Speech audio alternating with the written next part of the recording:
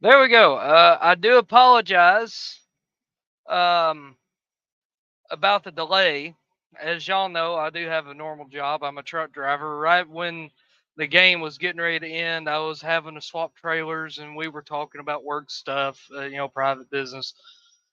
And that took a minute because he swapped my trailer. He backed it in for me and everything because I was kind of tired. But anyways, Tennessee with a huge, huge win. I had concerns, coming into the game. Everybody kept saying, "Well, Brew might be not Brew. We'll get to him in a minute." But I had concerns about Cooper.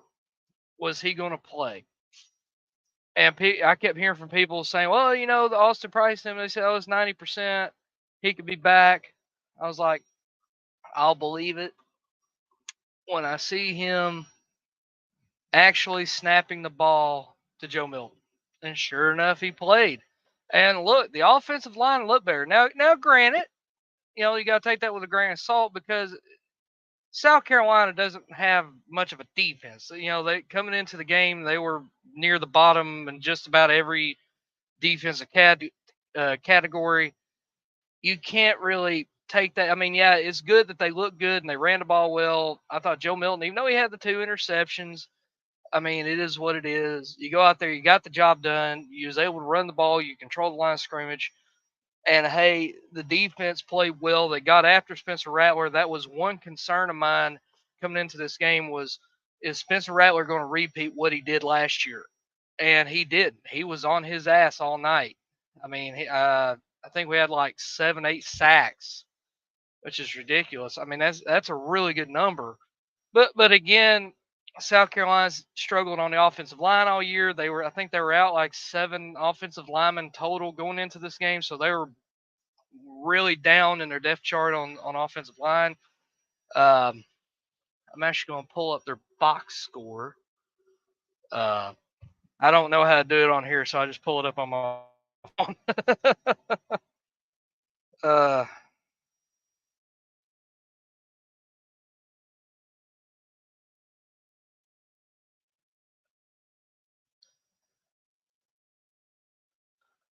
all right, so Spencer Rattler was 24 of 35 for 169 yards, no touchdowns, and a pick. Joe Milton was 21 of 32, 239 yards, 1 touchdown, 2 interceptions.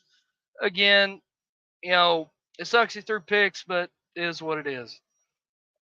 Here's one right here. So I forget his, Miles Anderson, that running back for South Carolina. 10 carries, 101 yards, and a touchdown. Of course, a lot of that came on that long 70-plus yard run on first down. That was a great run for him. Outside of that, we pretty much shut down a run game. Outside of that one big chunk play, Jalen Wright had 16 carries for 123 yards and a touchdown, the leading rusher. Squirrel White, great game for him, man. Nine receptions for 104 yards. Let's look at overall stats. Uh, okay, that's showing South Carolina. Okay, here we go. So Jalen Wright, like I said, he was a leading rusher. He averaged 7.7 yards a carry. That's very good. Jabari Small, 11 rushes, 59 yards and a touchdown, 5.4 yards a carry. Dylan Sampson, 9 rushes, 49 yards and a touchdown. So our top 3 running backs all had a touchdown today. So that's really good. Um, and in terms of team stats, total yards, Tennessee had 477 to 333 for South Carolina. We had 239 passing yards to their 201. Of course, the rest of that was on that fake punt. We had 238 yards on the ground to their 132. We averaged 6.6 yards a play, and they averaged 5.3. We had 24 first downs to their 11. We were 8 of 15 on third down. They were 2 of 15 on third down. We converted our only fourth down attempt. We had 7 penalties for 58 yards. That can be cleaned up.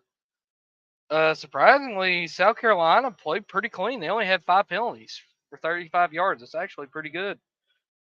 Uh, It threw one interception. Doesn't say the sack totals.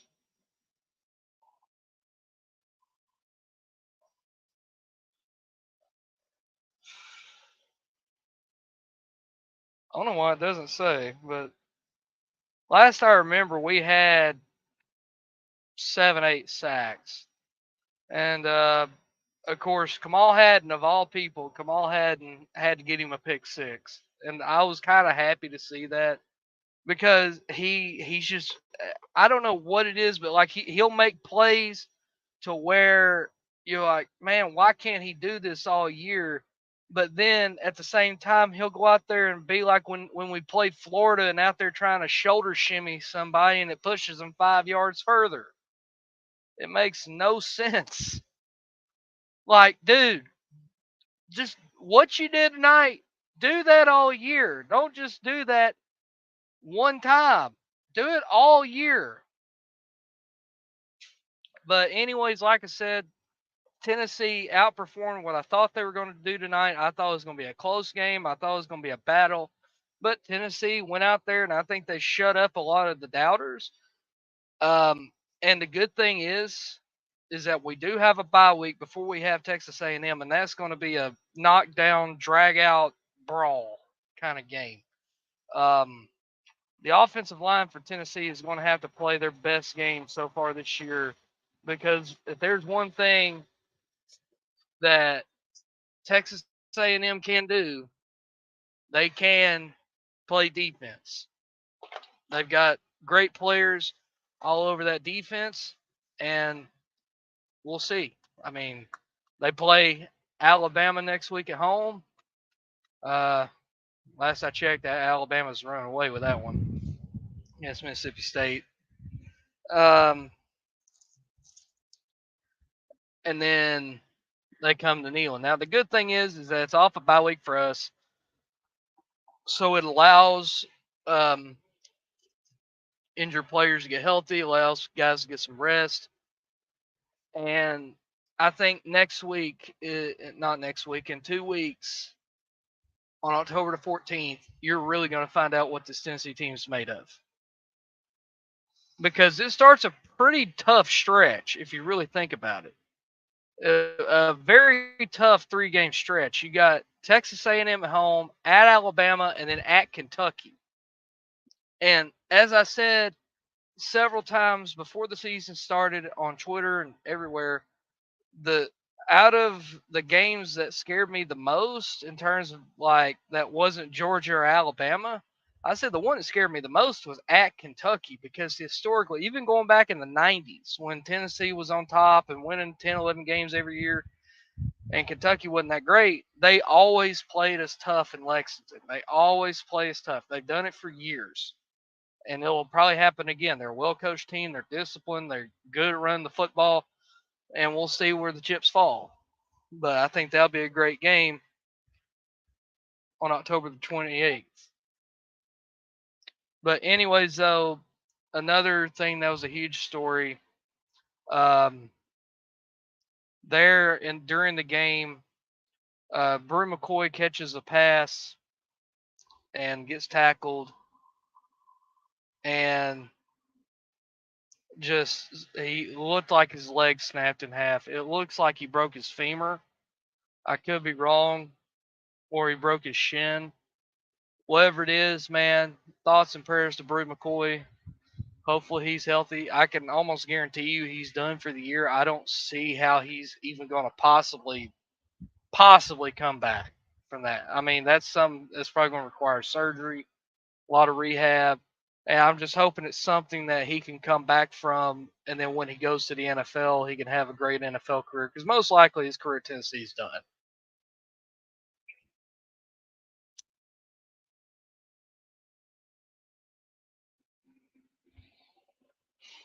But like I said, though, I thoughts and prayers to him.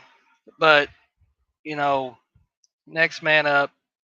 We got to continue the season. We can't let that injury bring us down. I kind of felt like once Brew got injured, something got in the Joe's mind. Like he didn't play as good. I mean, we played fine, but it just seemed like something got in mentally with Joe Milton. I don't know what it is, but maybe that affected him. I don't know. But the good thing is that, like I said, we came out there with a huge victory. Probably changed the momentum of how people felt about this Tennessee team, because I said all along, even after the Florida game, I said, listen, I think that was just Tennessee played bad at the Swamp. It was a night game. They got up for that one, and they didn't make mistakes. They ran the ball well. They controlled the line of scrimmage, and Tennessee's defense just played bad. I mean, look what happened to Florida today. They got ran off the field by Kentucky. And I think that just goes to prove my point. I think Tennessee just played bad. I mean, that can happen. Damn it. Cigarette went out.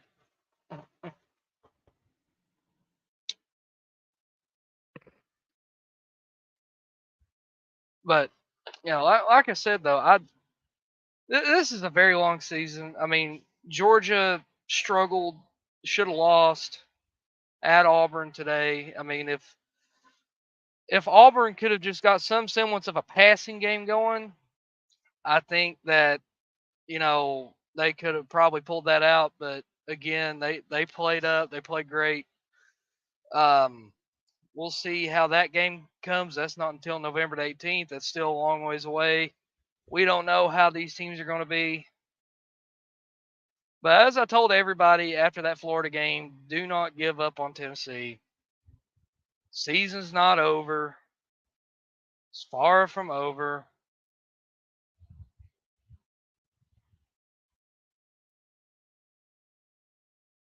And we'll see how it goes.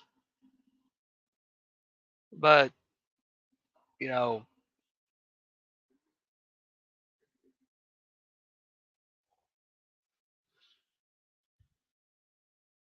I'm just happy that we were able to get this win it how we did in dominating fashion, 41-20. I'm happy that we were able to do that, and that will propel us going forward. Because like I said, the good thing is that we have a bye week, and then we get Texas A&M coming into town. Now the good thing is that's at home. The bad thing is that Texas A&M looks really good. So we shall see. I just know I'm glad I noticed this too. Y'all can pitch in on this, but did the offensive line not look better with Cooper in there and Mincy at right tackle? The offensive line looked a lot more fluid. They blocked better. Now, granted, like I said, you have to take that with a grain of salt because of the fact South Carolina is horrible on defense. We'll see really what it is in 2 weeks. But overall, though, I thought they handled business. They did what they're supposed to do. I mean, this showed to me that they're still a really good team. They're still in contention for the SEC East. That the SEC is far from decided. I did not see Ole Miss beating LSU. That happened, so the SEC West is completely wide the hell open. There's no telling how that's going to go. I mean, for all we know, Ole Miss could be playing in the SEC championship, and nobody's seen that coming. I mean, it's just crazy. It's a crazy year.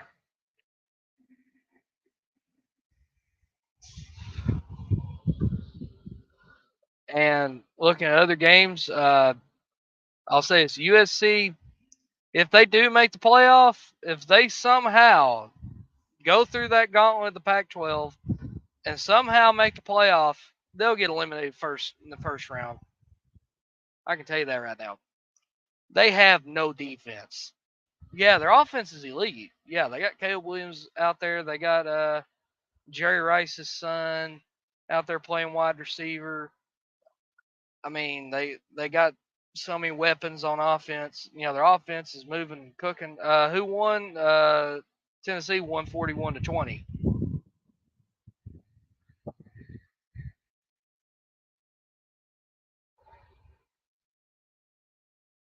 Tennessee won 41-20. They owned the line of scrimmage. They were able to get after Spencer Rattler very well. James Pierce Jr. had another phenomenal game. I think he had 3 or 4 of the sacks. He's playing right now to where he possibly could be an All-American.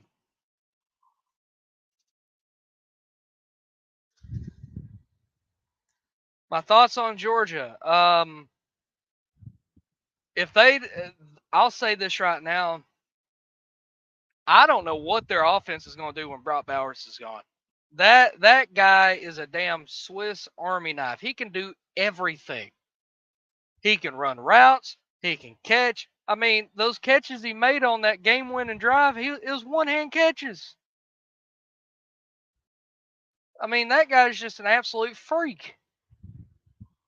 He's damn near unstoppable.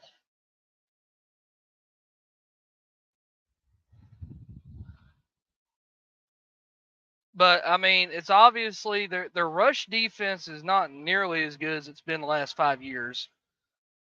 The fact that Auburn was able to just run up and down on them, I mean, I almost thought them abandoning the run game was kind of a problem. Like, I get it. You wanna establish the passing game so you're not one dimensional. But if you see obviously the run game is working so well and they can't stop it, I mean, there is no reason that Peyton Thorne should have had almost 100 yards rushing.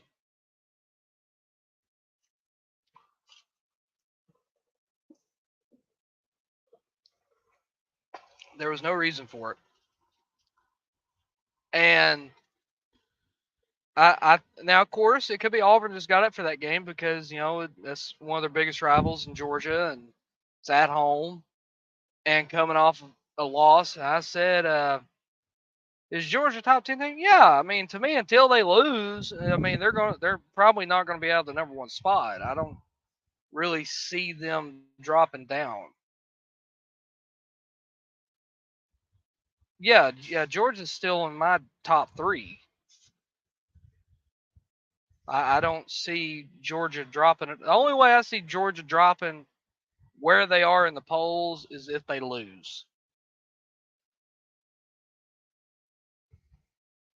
7 wins in a row against All Barn, Old Visor. But yeah, like I said though, they at least they found a way to win. They're able to shut down Auburn's run game in the second half. They came out strong, and they did what they should. I mean, yeah, it was a sluggish game. They didn't play great, but they came out with a W. Go Tigers. Which one? Auburn, LSU, Clemson, Tennessee could be Georgia. I mean, yeah, it's possible. But again, I'm not going to say I'm still going to lean Georgia in that game just because of the talent they have and they're a well coached team. But I think it will. I think it'll be a great game. But again, we don't know. Okay, so you're Auburn guy.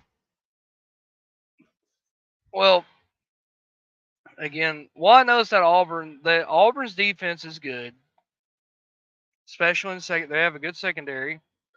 Exactly. Like nobody with a half a brain cell picked Auburn to win this game. I mean, you'd have your idiots out there saying, "Oh yeah, Auburn's going to win." Nobody picked Auburn to win. I didn't pick Auburn to win. Now I picked Auburn to cover. I said, okay, I'm still picking Georgia, but I think Auburn might keep it close because it's at home, emotional game, blah blah blah blah blah. And they did. I mean, they caused turnovers. They did everything they should. It's just again, difference maker was Brock Bowers. Brock Bowers, like I said, he's the best player in the country in my opinion. he would get my Heisman vote just for how what happened to the Auburn wide receiver in that last play. I just don't think right now y'all have the wide receivers right now. And that's not Hugh Freeze's fault. I mean, he's got guys coming in, and I still think y'all end up getting Cam Coleman. But again, right now it's just Auburn don't have the talent right now to do that, and they'll come with time.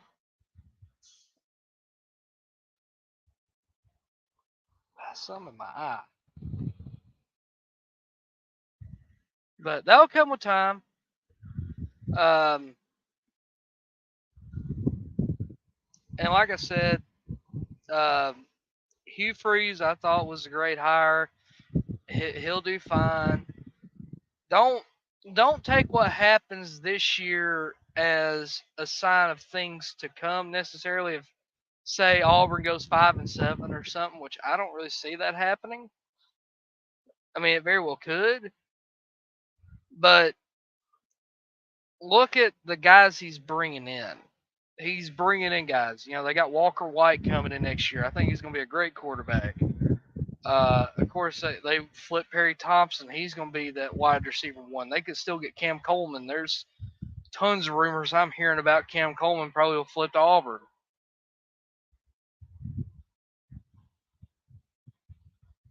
And like I said, that's nothing.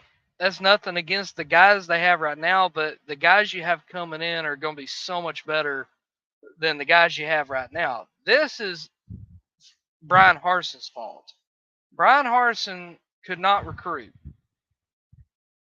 He couldn't recruit. He didn't know what he was doing. He came from the Mountain West. He came from Boise State. He doesn't understand recruiting in the SEC where it's absolutely just cutthroat. He never understood it. I mean, he was pretty much he was a dead man walking basically from the day he took the job, because that was basically him getting hired was a little power struggle between the former AD and the boosters at Auburn. So again, to me, I thought that was just a ticking time bomb. But it is what it is. All Auburn needs to do is just put the Brian Harsin era behind you and focus on the future. The future's bright down there in Lee County. So we'll see how it goes the rest of the year. I mean, who knows? I've said, hey, if there's any place for some crazy things to happen, it's at Auburn. It's happened so many times. I mean, lest we forget that 2013 NIL is being a really good friend. Well, yeah, I mean, Auburn's got money.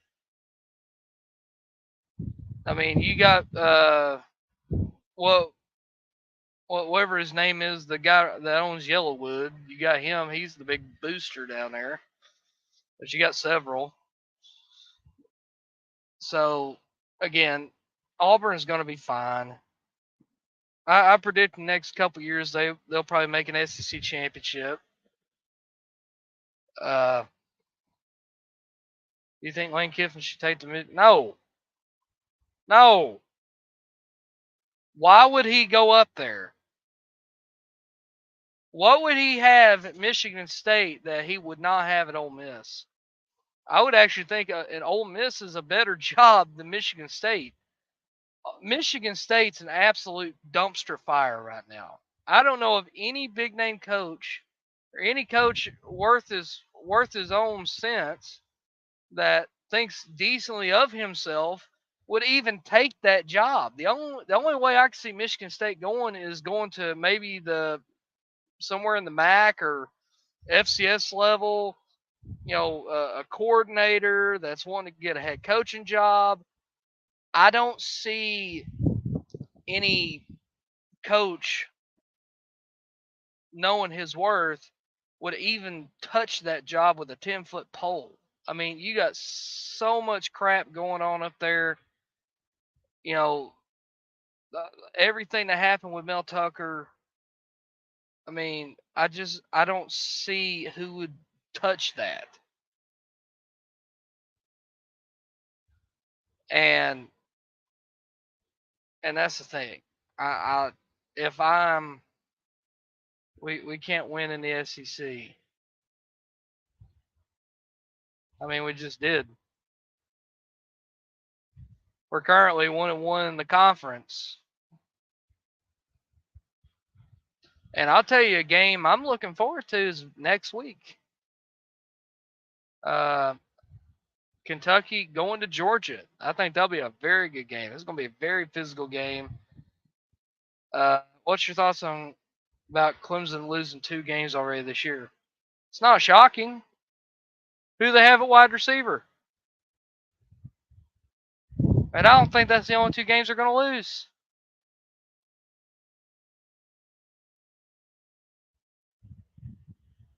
They were paying Mel Tucker $10 million a year. Yeah, and that was a dumb decision. I never understood that contract situation. And that whole thing about the sexual assault and all that stuff, I don't know how true it is. I'm not going to say nothing on it because I don't know the full background of it. But I guarantee you that the powers that be at Michigan State were happy that that situation came up because they could use that as a means to fire Mel Tucker with cause and not have to pay him a penny. Williams, but he's hurt, and Collins and Brown are not bad.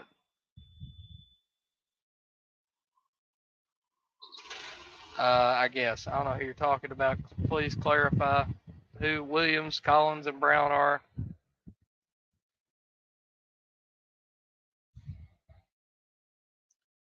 But again, like I said, I'm surprised old Jackpot or Rooster haven't popped in. Um, we'll see.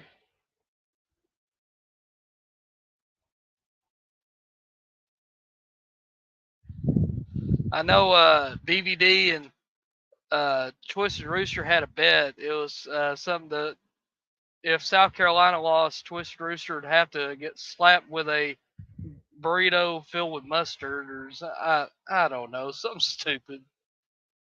But it's a friendly wager. I guarantee you, old Twisted Rooster's gonna have a fun night.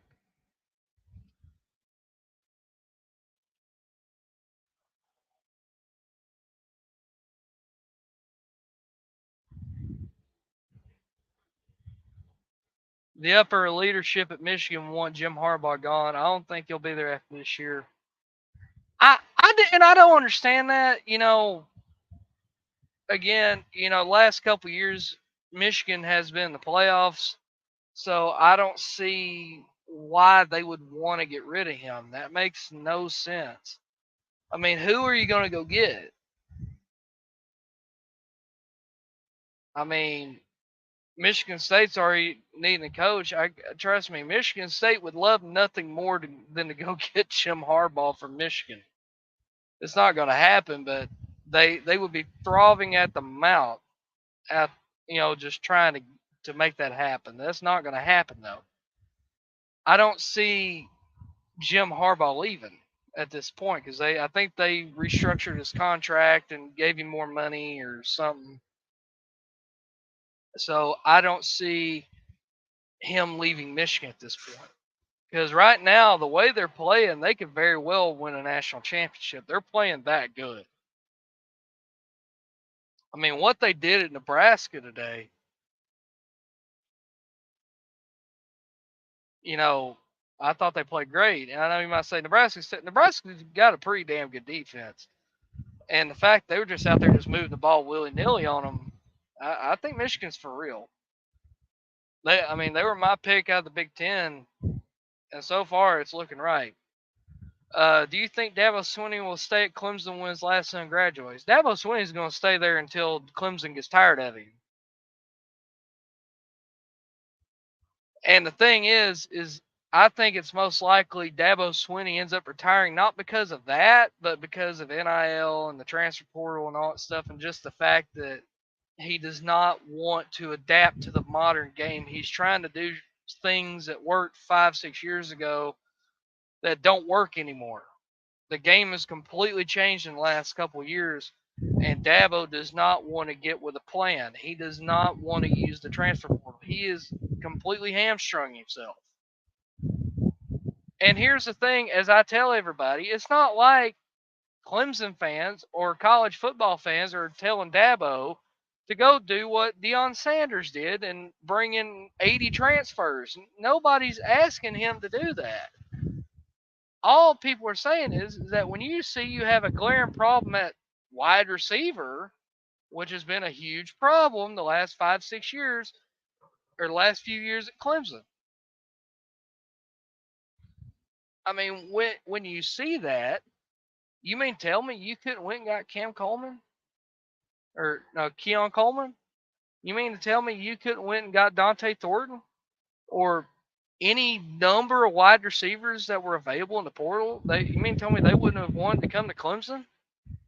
Who's won 2 national championships in the last 10 years and has dominated the ACC the last 15? I mean, you could have went and got anybody. But no, you choose not to do it. And you choose to give a scholarship to your fucking son. And I think they even have Brent Venables' son on there too or something. I don't know. But like, for example, they went right before the Florida State game and found a guy who apparently had a year of eligibility. He had already quit football and went to him and said, hey, we'd like you to be our kicker because they didn't trust their kicker. They literally went and got a guy off the street, basically, to go be their kicker. Yeah, thanks, BB. Yeah, we won. But the fact you will not use the damn transfer portal, use the tools that are available to you, and you wonder why now everybody's saying the game's passed you by. Clemson still got a top 10 roster. They could still go out here and win a champion, at least win an ACC championship. They won it last year. But to me, until Dabo has a come to Jesus meeting about what he's doing, it's just going to keep getting worse and worse and worse. You've already got several Clemson fans out here questioning, like, is it time to move on from Dabo? Because it's not going to be getting any better. Teams, I mean, look at Florida State now. Florida State's up there with you. They're passing you now. Now Miami's coming up. Hell, North Carolina's up there. Look what Duke's doing. I mean, Louisville's 5-0 right now. Nobody's talking about them. They're 5-0. So the days of just the ACC being Clemson and everybody else, those days are over. The ACC is very wide open. So yeah, I'm sorry. To me, it's basically going to have one of these two things happen, in my opinion. Were you kidnapped by the Taliban? Why do you think that? No, I'm hearing my truck. But no, back to what that was like a hostage video. I don't know what you think. I mean, I'm hearing my truck. I know. I'm sorry, my bed looks like crap. I haven't made it yet. Deion Sanders and Colorado are not as good as everyone thinks. I didn't think they were going to be that good anyways this year. I had them going 2-10 in my preseason predictions. I had Colorado going 2-10. I thought they beat Colorado State and they might beat like Arizona State or something. Yeah, BB, and I appreciate you checking on me. Make sure I didn't get kidnapped by some radical terrorist group or something. But yeah, back to Clemson with Dabo. To me, one or two things, like Josh Pate said, one or two things is going to happen. Either A, after the season, the boosters and the powers that be are going to have basically a come to Jesus meeting with Dabo saying, listen, you got to start using the portal. You have to start using the portal. Either that or Dabo Swinney is going to say when they have this meeting, well, I guess I'm just going to retire then, because he just can't accept NIL. He can't accept the transfer portal. He don't believe in it. And I understand that. He was coached by Gene Stallings. He played at Alabama. He's he's a very stubborn guy. He's very, stuck in his ways. He don't like to adapt to things. And that's where a lot of times you'll see the game pass a coach by. I mean, a prime example of what this looks like is with Tennessee at the end of the Fulmer years. Tennessee there for a little while was, we were at the top of college football, but then it just started slowly and slowly and slowly, you know, it just started going downhill. And he would promote from within and stuff like that. He wouldn't go out and get an offensive coordinator that ran a better offense because he didn't want anybody to outshine him. Philip Fulmer wanted to be the big shot. And that's what I see going on right now at Clemson. It's very similar. Dabo is only 53. Why would he retire? He's made plenty of money. I mean, yeah, Bob Stoops retired at 56.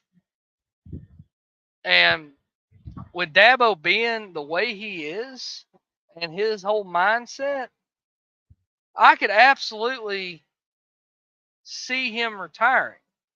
Yes, Gene Stallings was a hell of a coach, and how his run ended at Alabama was absolutely insane. For people that don't know, the reason Gene Stallings got let go or left Alabama was completely insane, and I blame the boosters and the powers that be for this. People don't know, Gene Stallings has or either had, I don't know if he's still alive, a son that had, he had something mentally going on, like he had Down syndrome or he has some kind of mental handicap. And he would have his son on the sidelines at Alabama games, and the players loved him, the fans loved him, and all that stuff. And the powers that be, the boosters, the AD, the people that are in charge, went to Gene Stallings and said, "Hey, you need to stop having your son out there. It's a distraction. It's a bad image, or it's whatever they said." And basically, Gene Stallings said, "Go to hell. I'm not. No, my son's always going to be out there." And actually, funny enough, because like I said, Dabo's on those teams, and he remembered that at Clemson they actually have some kind of program for mentally slow people. I I can't think of what they call it, but yeah, I know Gene Stallings still alive. I was talking about his mentally handicapped son. I didn't know if he was still alive or not. He might be. I don't know. But yes, I know Gene Stallings is still alive. He's out on a ranch in Texas, wherever he's from.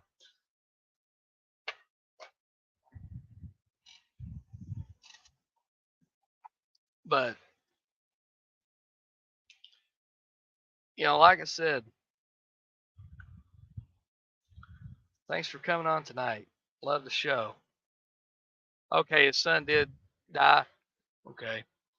I was honestly, that's been years. Well, I'm going to bed and enjoy being here and listening to a pro like you. I hope to be in your next live. Well, again, I do these after every Tennessee home game.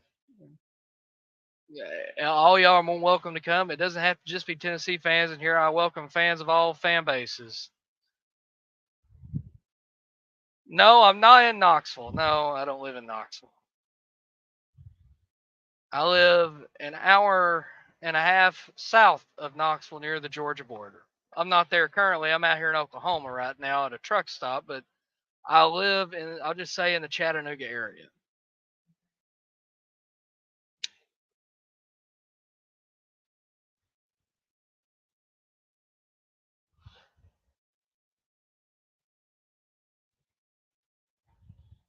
Room 40? Are you talking Tap 40?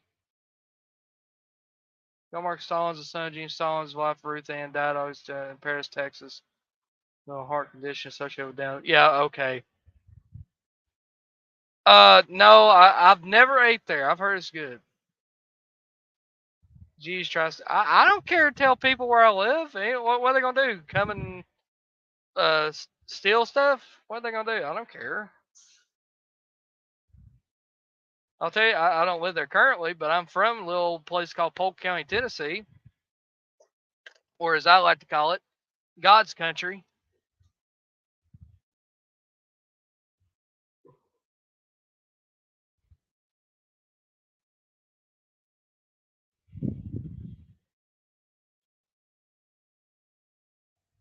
Yeah,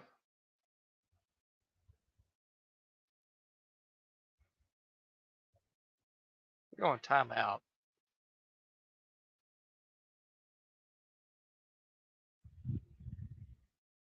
Um, no, we're not. We're not doing that here.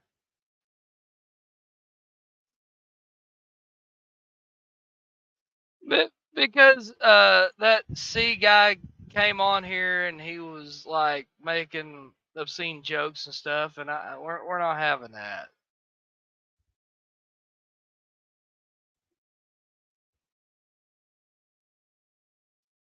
No, it wasn't about Florida. He was trying to be slick and talk about a restaurant in Knoxville when that wasn't what he was talking about. That now there is the Tap 40 Grill in the Knoxville area that Billy Ratliff owns, former Tennessee player.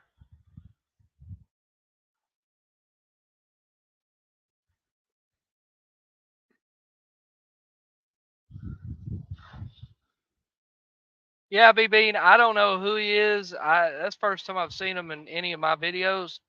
I can't say who he is. I don't know who he is, and obviously he's being a troll. Haha, dude, that was funny. Come on, dude, we're in here to talk. Oh, oh, comments. Okay, are you talking about the Florida Kentucky game, or are you talking about when Tennessee and Florida played a few weeks ago?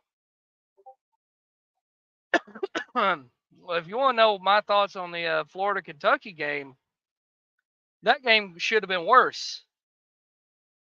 Kentucky absolutely humiliated Florida. I'll be honest, I picked Florida to win because I was like, well, Kentucky hadn't really been tested, and we'll see what happens. I picked Florida to win a close one. I think I had like 24-21, something like low kind of middle road scoring game, but like a close one. I did not see Kentucky just absolutely dominating them like they did. I did not see that coming. And I'll be the first to admit that. I didn't see that coming. 'Cause I remember being in the Texas Roadhouse watching that game. I was like, Jesus Christ. They can't do anything right now. And I was like, how did Tennessee lose to this team? How did this Tennessee team that just went and dominated South Carolina? How did they lose to that Florida team? But again, I just think Cooper being out, the defense playing like ass, you know, again, it is what it is. I'm not mad about it. Whatever.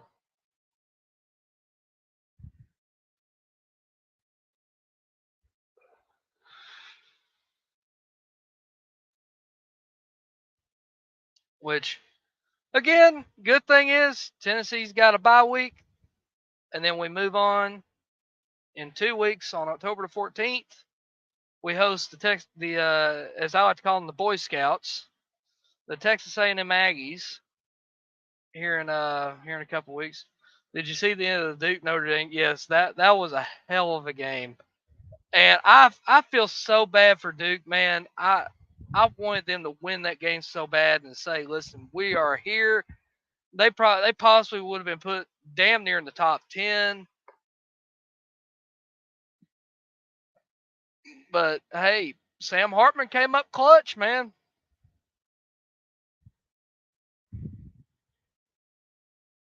Their rolls are okay. Oh, Charlie's are way better. I'll die on that hill.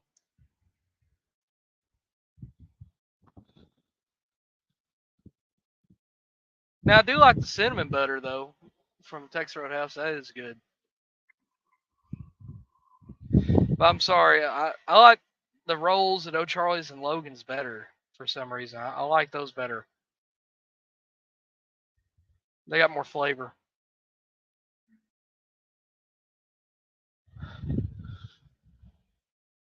Who are your playoff teams? Well, before the season started, my top 4 playoff teams in no order was Georgia, Michigan, Florida State, and I said Oregon. No, bro, please explain your reason. I'm sorry, I'm not a huge fan of Texas Roadhouse's rolls. I know everybody clamors over them. I like O'Charlie's and Logan's better. I just like the taste of them better. I mean, that's just my opinion.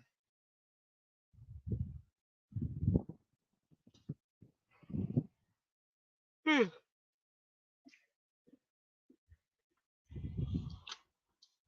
mean, that's my opinion, and I'm sticking to it. Damn it.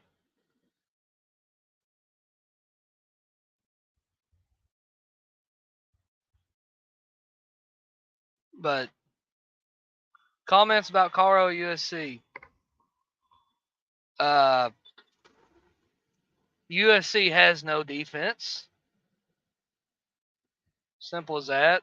They have no defense at all. And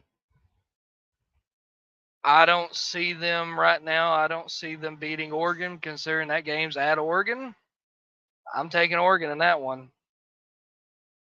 I think Oregon, either Oregon or Washington, might be the best team in the Pac-12. It's gonna be one of those two.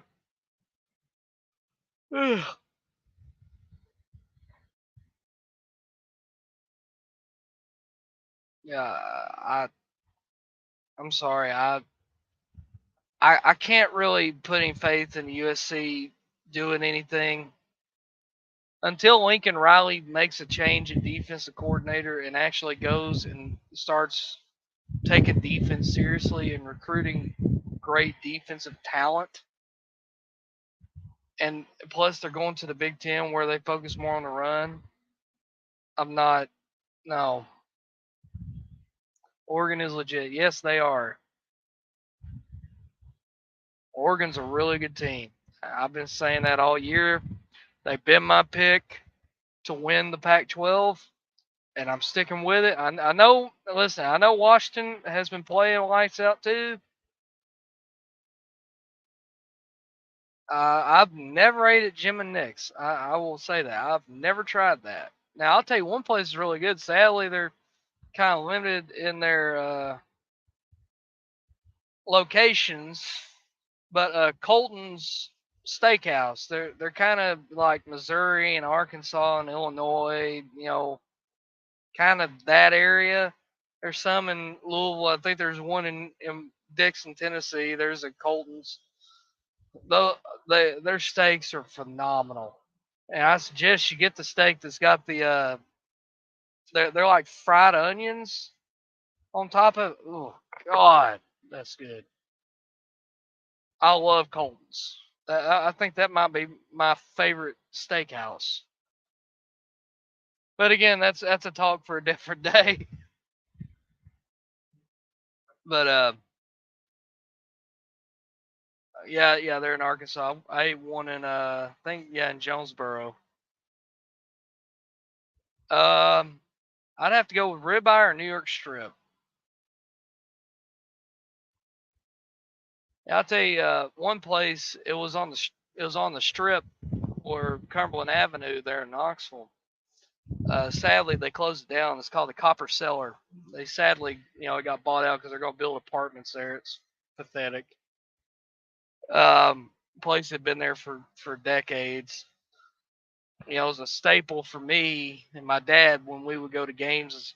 When I was a kid, we would go there, and because my dad, you weren't supposed to have kids there, but because my dad was friends with one of the people that worked there, they would sit us in a room by ourselves, and where he wouldn't get in trouble. Oregon's favorite steak is prime buffalo. Yeah, they destroyed old Colorado. They ended all that hype real quick. And again, I never understood the whole thing about Colorado being overhyped. I don't know anybody that does. Oh, medium. I don't know anybody that does college football YouTube or media that actually picked Colorado to do anything. I mean, pretty much everybody said if they as much as made a bowl game, Deion Sanders should get Coach of the Year. But again, I think people overreacted in week 1 when they beat, in my opinion, a pretty bad TCU team.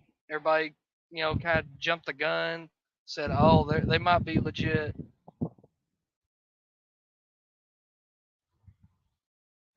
Playing for clicks should be playing for O'Charlie's. I'm sorry, O'Charlie's is my favorite. I will die on that hill. I love O'Charlie's. There's one right down the road from my house. I'm happy. I always go to it when I go home. Um, but anyways, like I said though, damn it, you made me lose my train of thought. But yeah, anyways, it was a good stream, y'all. It's late at night. I am very tired. TCU lost to West Virginia.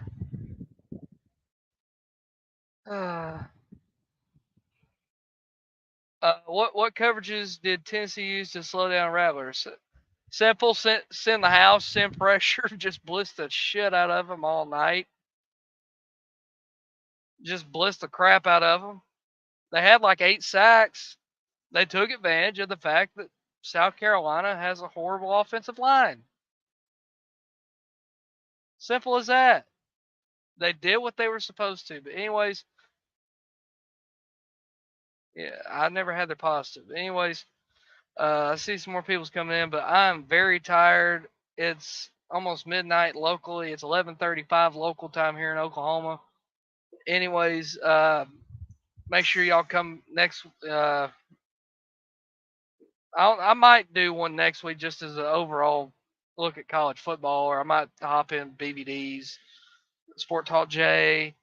Make sure y'all go subscribe to them as well. They do a phenomenal job. I know I was actually going to go on for a little bit. I was going to go on Sport Talk J's post game. He sent me the link, but I had to, I came and did this, and I was swapping out trailers for a second. That's why it took me, 45 minutes to get this going. I was waiting on the game to end, and I had to do this, But like I said, subscribe to me, subscribe to the SEC channel, subscribe to the Voice College Football channel, of course. And always, like I said, host live next week from Logan's in Chattanooga. Well, I don't know if I'm going to be in Chattanooga next week. Maybe, hey, maybe I should try to see if I can get Logan's to be a sponsor of this show. Maybe. I've been trying to get sponsors. So far, I have had no luck. But again, that'll come with time. But anyways, like I said, subscribe to me. Go follow me on Twitter. Same thing. It's TriStar TN, something like that. You can find me on Twitter. I think I've got it linked in my YouTube. Go subscribe to the Voice College Football SEC channel. Go subscribe to the Voice College Football channel. Mark Rogers. Go join the Discord. All that stuff. And also to go support other guys like, Sport Tall J, Big Ball Daddy, Uncle Lou, Pigskin Pete, Joey Foster. I mean, Carolina Jackpot. Start dropping ads for Logan's without their permission. I mean, hey, I could give them free advertisement, but I'm not going to do that unless they sponsor the show. And then in the corner down somewhere like down here, because up here we got, the Voice College Football down here or on a banner, I might put brought to you by Logan's Roadhouse or O'Charlie's. But anyways, though, like I said, Jackpot, Carolina Jackpot. Let's see who. Oh yeah, Twisted Rooster. By the way, watch out for Twisted Rooster. He's supposed to be doing a video because he lost his bet tonight against my boy and our boy Big Ball Daddy. Rail has to go. I don't know what that means. Dylan Rail is not even at Georgia yet. But anyways, like I said, go subscribe to those guys, and like I said, you might see me do one next week. I've not decided because Tennessee's on a bye. I might do a stream just as a general college football show, just as a recap, like a recap show. Y'all can let me know in the comments. I'll go and read them later if I should. Or I might see about maybe bringing those guys on mine. If not, you'll see me over there with them, the usual suspects. I'm always on videos with. Anyways, y'all take care. Y'all have a good night, and as always, God bless.